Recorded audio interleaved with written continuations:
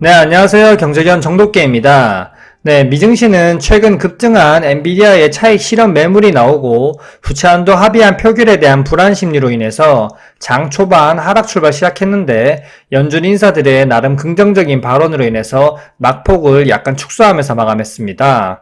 3대 지수 모두 하락 마감했고요. 다우지수 0.41% 하락 마감, 나스닥 0.63% 하락 마감, S&P 500 0.61% 하락 마감했습니다. S&P 500 맵 한번 보시겠습니다. S&P 500 맵을 보시면 엔비디아가 5.68% 하락 마감하면서 반도체 업종을 좀 끌어내렸고요. 그리고 유가가 계속 하락하면서 에너지 섹터가 좀 부진한 모습을 보이고 있습니다. 현 상태에서 S&P 500 추세선 그어놓은 거 보시겠습니다. 네, S&P 500 일봉 차트고요. 지금 21선을 잘 지지해주면서 21선 위에서 업 앤 다운을 하고 있습니다. 오늘 부채한도 합의안에 대한 게 잘 넘어갔기 때문에 오늘 미증시가 다시 또 상승하지 않을까 싶고요. 상승한다면 또 4,300포인트까지는 갈 수 있는 지점입니다. 주봉을 한번 보실게요. 주봉을 보시면 이번 주에 일봉상에서 상승을 하더라도 120주 이평선, 이 검은색 라인 위에서 마감해주는 게 가장 중요하고요. 앞으로 2거래일 정도가 남았는데 미증시가 120주 이평선 위에서 마감해주길 바라봅니다. 다음 주요 지표와 뉴스 한번 보실게요. 주요 지표 한번 먼저 보시면 5월 31일날 발표된 시카고 구매관리자 지수 PMI와 미국 노동부 채용 공고인데요. 시카고 지역의 제조 구매 관리자 지수 PMI가 전월 48.6에서 40.4로 좀 많이 하락했고요. ISM 지표보다는 범위가 시카고 지역에 한정되었기 때문에 이 점이 좀 다르긴 한데 이제 증시가 부채한도 협상이 끝나면서 경기 둔화 프레임으로 씌워지고 있습니다. 경기 위축이 계속되고 있다는 신호로 해석할 수 있고요. 50 이상이면 경기 확장 국면, 50 이하면 경기 위축 국면입니다. 근데 이러한 경기 위축에도 밑에 보시면 채용 공고가 늘었습니다.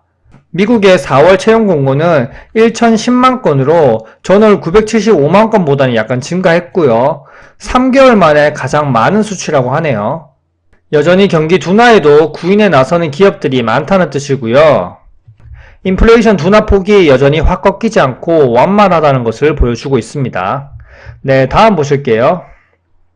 다음은 미증시의 낙폭을 약간 축소시킨 연준 인사들의 발언인데요. 어제 연준 인사들의 발언은 모두 투표권이 있었기 때문에 그나마 좀 긍정적으로 해석할 수 있었습니다. 먼저 필립 제퍼슨 연준 인사는 중립이고요. 투표권이 있습니다. 다음 회의에서 금리 인상을 건너뛰는 것은 위원회가 추가로 정책을 강화할지 결정하기 전에 더 많은 지표를 볼 수 있게 해준다. 즉 6월에는 금리 동결을 하겠다는 거고요. 하지만 금리를 동결하는 결정이 이번 사이클에서 최고금리에 도달했다는 의미를 해석하면 안 된다 하면서 여지는 약간 남겨뒀고요. 다음 보시면 패트릭 하커 연은총재고 중립이고요. 투표권이 있습니다. 긴축을 계속 하지 않을 것이라고 말하는 건 아닌데 이번 6월에서는 금리를 동결하겠다 이렇게 긍정적인 발언을 해줬습니다. 두 분 다 금리 추가 인상 가능성은 열어뒀지만 동결에 힘이 실리는 발언들을 해줬고요. 바로 패드워치 보실게요. 패드워치 보시면 지금 하루를 멀다 하고 동결안과 금리 인상안이 계속 뒤바뀌고 있습니다. 어제는 금리 인상안이 60%가 넘었었는데 오늘은 금리 동결안이 또 다시 또 70%를 넘었네요. 제가 시황 브리핑에서 금리 인상안이 60%가 넘었을 때도 금리 동결을 할 것이라고 저는 예상했는데요. 그 이유는 이때까지 시장 지표들이 계속 나온 걸 트래킹 하다 보면 어느 정도 감이 잡히는데요. 그렇기 때문에 증시가 좋든 안 좋든 시황은 꾸준하게 일주일에 한두 번 정도는 체크해 줘야 됩니다. 네, 다음 주요 뉴스 한번 보실게요. 주요 뉴스를 보시면요. 어제 미국 연준 베이지북이 발표가 됐고요. 4월과 5월에 경제 활동이 전반적으로 거의 변화가 없었고요. 미국의 고용은 대부분 증가했는데 이전보다 증가세가 둔화되고 있다. 그리고 물가 상승폭도 둔화되고 있다고 평가했고요. 노동이 아직 받쳐주고 있긴 하나 일부 업종에서는 냉각 조짐을 보이고 있다고 봤네요. 연준 인사들 발언처럼 6월 FOMC 회의에서는 금리 동결로 굳어질 것 같습니다. 자, 다음 보시면 북한에 관련된 뉴스인데요. 북한이 군사 정찰 위성을 실패하고 추가 발사를 다시 또 언급했습니다. 서울에 어제 경보가 울리면서 한바탕 모닝콜 소동이 있었죠. 군사 정찰 위성이 실패하면서 방산주들이 또 다시 내려갔는데 향후 북한이 2차 발사에 대한 강력한 의지가 있기 때문에 2차 발사 사항을 보고 한국과 미국이 대응 조치를 내놓을 예정이고요. 국내 증시가 가장 취약한 부분이 지정학적 리스크이기 때문에 이렇게 지정학적 리스크가 또 발생할 수 있으니까 방산주는 해지용으로 담아두는 것도 좋을 듯 합니다. 자, 다음 보시면 일론 머스크가 배터리 업체인 링더스타의 회장을 만났고요. 모델 Y와 모델 3 차종에 배터리를 공급받아서 쓰고 있는데 이 차종들의 배터리가 중국에서 생산되기 때문에 미국의 인플레이션 감축법 IRA의 보조금 혜택을 못 받고 있는데요. 그래서 미국의 배터리 제조 공장을 짓는 방안을 논의하고 있는 것으로 보입니다. 네, 한국에는 중국 제재를 동참하라고 협박 아닌 협박을 하면서 본인들은 지금 중국에 가서 이렇게 협의를 하고 있고요. 정말 웃음만 나오고요. 갈수록 한국은 외교가 정말 중요한 나라임을 뼈저리게 느끼게 되는데요. 외교를 잘하려면 정치도 순탄하게 흘러가야겠죠. 정치적인 얘기는 패스하고 다음 국내 증시 시장 한번 보겠습니다.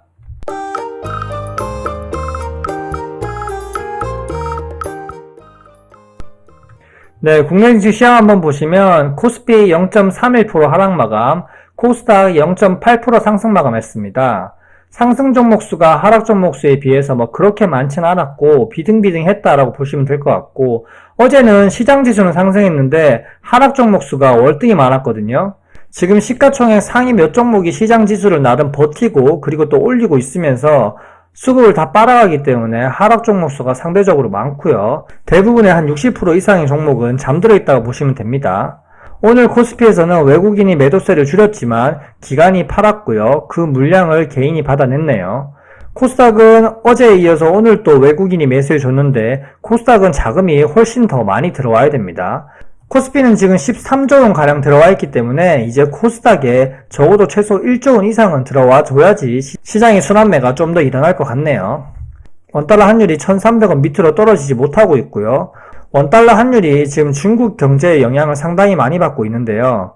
다시 내려가려면 중국 경제도 좀 더 활성화가 뛰고 리오프닝이 더 확실하게 돼야 됩니다. 다음 신용장부 한번 보실게요. 신용장부 보시면 5월 31일 기준으로 18조 6,300억 정도인데요. 어제 대비해서 한 300억 정도 줄었습니다. 지금 신용장부가 18조 3천억 원대 그리고 18조 6천억 원대 이 사이를 왔다 갔다 하면서 박스권을 그리고 있는데요. 증시도 지금 힘없이 흐지부지 박스권을 그리면서 신용장부 역시 갈피를 못 잡고 있는데 6월에는 국내 증시를 폭락시키면서 신용장부를 확 해소시킬 그런 재료가 없는데요. 굳이 뽑자면 지정학적 리스크가 있는데 지정학적 리스크로 인해서 17조 원까지 떨어질 것 같진 않고요. 점점 우상향하면서 신용장부도 소폭 늘어나겠죠. 신용장부 추이는 계속 체크해야 됩니다. 네, 오랜만에 피앤그리드 인덱스 한번 보실게요. 피앤그리드 인덱스 보시면 여전히 탑력 구간에 있고요. 아직 극도의 탑력 구간으로 넘어가지 않았지만 분할 매도를 해야 되는 시점이라고 알려주고 있습니다. 국내 증시와 피앤그리드 인덱스가 꼭 커플링 현상이 일어나는 건 아니지만 분명히 참고할 만한 지표고요. 타임라인을 한번 보시면 타임라인도 지금 확 변하는 게 아니라 꾸준하게 우상향을 하면서 박스권을 그려주고 있습니다. 역시 차별화 장세와 국내 증시 동향과 약간 비슷하죠. 자, 이제 코스피, 코스닥 일봉 차트 한번 보러 가실게요.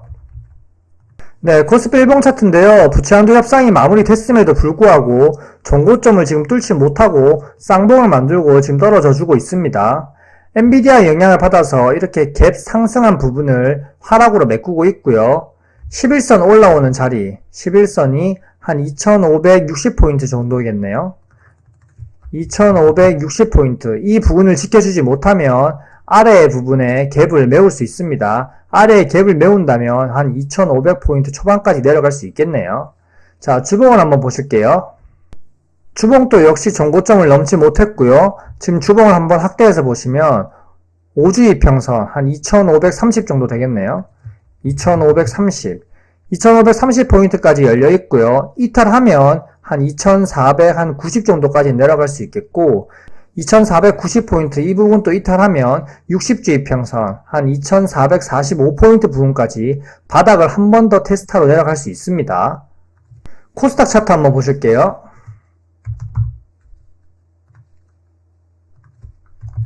네, 코스닥 일봉 차트인데요. 코스닥은 일봉상 21선, 61선, 한 840포인트 이 부근을 디폴트 사태가 터지지 않는 이상 웬만하면 지켜줄 것 같았는데 역시나 지켜줬고요. 이 지켜준 부분은 고무적입니다. 최근 저항 때 한 850포인트 부근은 돌파해줬지만 여전히 좀 힘이 없고요. 주봉을 한번 보실게요. 5주 이평선을 지지하고 올라와 준 건 긍정적입니다. 이로써 이렇게 120주 이평선 한 얼마인가요? 한 885포인트 부분까지 도전해 볼 수 있는 위치고요. 아직까지는 심리적으로 종고점을 돌파할 딱히 재료가 없는 상황인데요. 5월은 조정장이었고 6월은 상승장이 될 가능성이 지금 차트상으로는 충분해 보이고요. 하지만 역시 수급이 들어온 종목만 사냥해야 되는 시장입니다. 수급 들어온 종목을 단기 스윙으로 3분할에서 5분할 정도로 담으면서 매수를 해도 충분하게 수익을 낼 수 있는 시장이고요. 오늘 6월의 첫 거래일 6월 1일이었는데요. 6월 1일 거래일 또 수고 많으셨고요. 내일 시장 또 마무리 잘하고 주말 잘 보냅시다. 네, 오늘 또 수고하셨습니다. 이상 정도깨였습니다. 구독과 좋아요, 알림 설정 부탁드립니다. 감사합니다.